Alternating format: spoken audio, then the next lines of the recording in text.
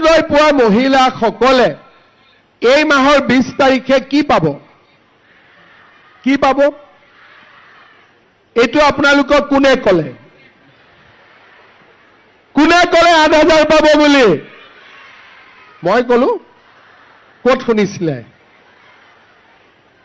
তাৰমানে মাহৰ 6 তাৰিখে 10 ল'ব, 20 তাৰিখে আকৌ 8 ল'ব। বাপৰে, সঁচাই পাবনে? মই দিলে পাব আৰু, কিন্তু মই দিম বুলি ক'লে দিওঁ নে নিদিওঁ? মই দিওঁ বুলি ক'লে দিওঁ নে নিদিওঁ? ঠিক আছে, 10,000 পালো, 8,000 পালো। এতিয়া চৰকাৰৰ পৰা কোনে কোনে বিনামূলীয়াকৈ চাউল পায়? হাত দাঙক। চবেই পাই আছে, বঢ়িয়া। 50,000 পৰিয়ালে পাই আছে।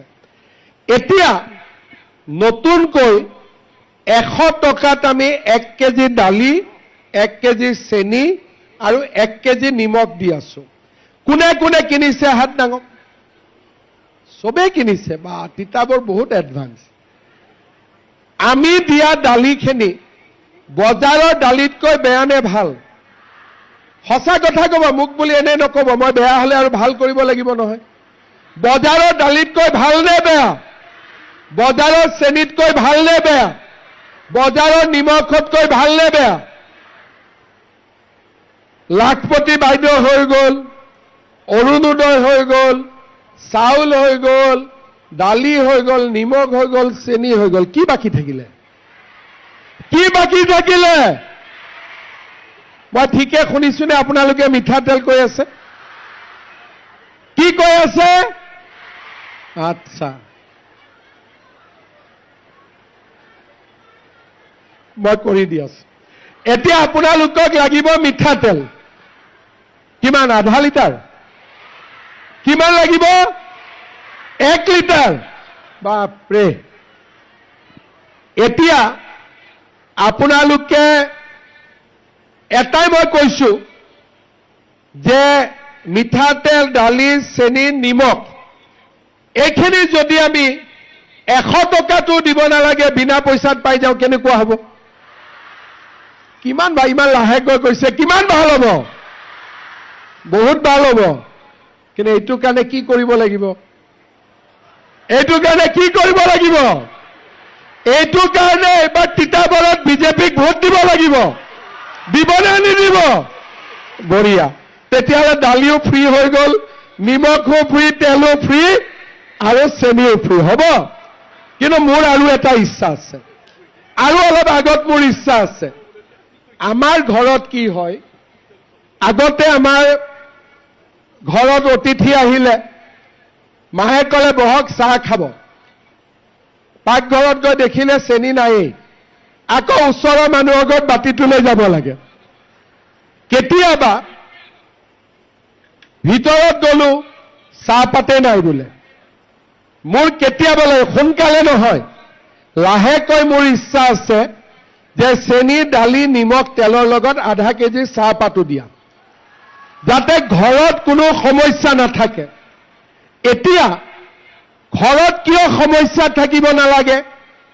তাৰ মূল কাৰণটো হ'ল, যেতিয়া ঘৰত একো সমস্যা নাথাকিব, তেতিয়া আপোনালোকে সকলোৱে লাখপতি বাইদেউ হ'বৰ কাৰণে চেষ্টা কৰিব পাৰিব। নহ'লে গাঁৱত গৈছো, গেলামাল দোকানীয়ে ক'ব, খুৰী, খুৰাক ক'ব দেই গেলামালৰ বাকী আছে। মনটো বেয়া লাগি গ'ল নে নাই? পাকঘৰত গ'লো, বয়ামত বোলে চেনিও নাই, দালিও নাই, মনটো বেয়া লাগে নে নাই? কিন্তু এই সুবিধাখিনি যদি আমি চৰকাৰৰ পৰা পাওঁ, আমি লাখপতি বাইদেউ হ'ব পাৰিম। আমি কিয় লাখপতি বাইদেউ হ'ব লাগে? আজিকালি এখন ঘৰত অকল মতা মানুহজনৰ উপাৰ্জনেদি ল'ৰা ছোৱালীক শিক্ষা দিব নোৱাৰি। খৰচ বহুত।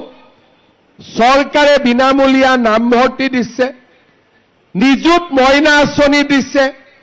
এই মাহৰ পৰা ল'ৰাৰ পঢ়াৰ খৰচো চৰকাৰে দিব, বাবু আঁচনি। ঠিক আছে?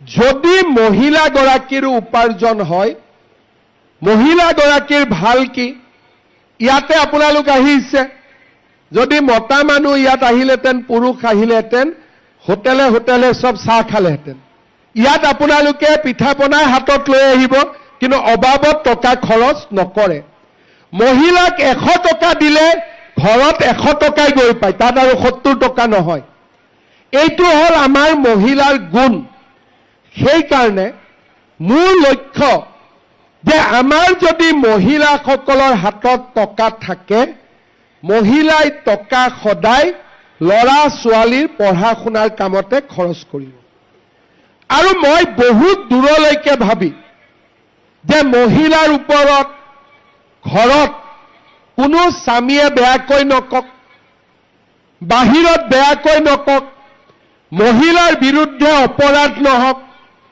মহিলাই ঘৰখনৰ উপাৰ্জনত সহায় কৰক আৰু মহিলাসকলে নিজৰ লৰা ছোৱালীক শিক্ষিত কৰক এই কথাবোৰ যদি আমি অসমত 15 বছৰ 20 বছৰ আগৰ পৰাই চিন্তা কৰিলোহেঁতেন আমাৰ অসমখন বহুত আগবাঢ়ি গ'লহেঁতেন আগতে আমাৰ চিন্তা কি আছিলে যে চৰকাৰ মানে কি আঁচনি দিম ধুতি লুঙি সূতা কম্বল আঠুৱা এতিয়া আমি কি কৰিছো ধুতিৰ জাগাত অৰুণোদয় লুঙিৰ জাগাত লাখপতি বাইদেউ সূতাৰ জাগাত বিনামূলীয়া চাউল আঠুৱাৰ জাগাত নিযুত মইনা নিযুত বাবু আৰু কম্বলৰ জাগাত 100 টকা দালি চেনি নিমখ এতিয়া তেলো হৈ যাব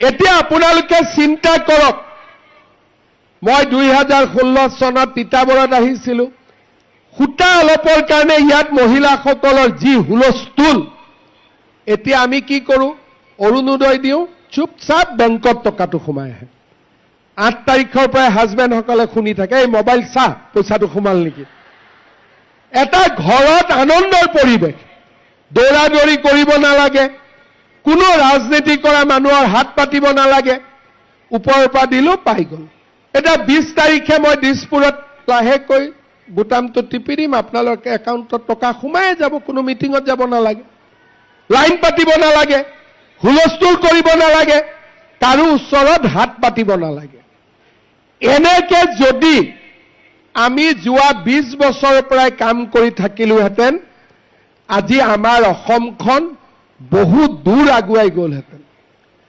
আজি আমাৰ লক্ষ্য কি যে আমাৰ অসমখনক আমি কেনেকৈ আগুৱাই লৈ যাওঁ আগতে ঘৰত লৰা ছোৱালী স্কুলত যোৱা নাই কলেজত যোৱা নাই মাক বাপেকে কয় কিয় কলেজত যোৱা নাই বোলে পঢ়ি কি লাভ হ'ব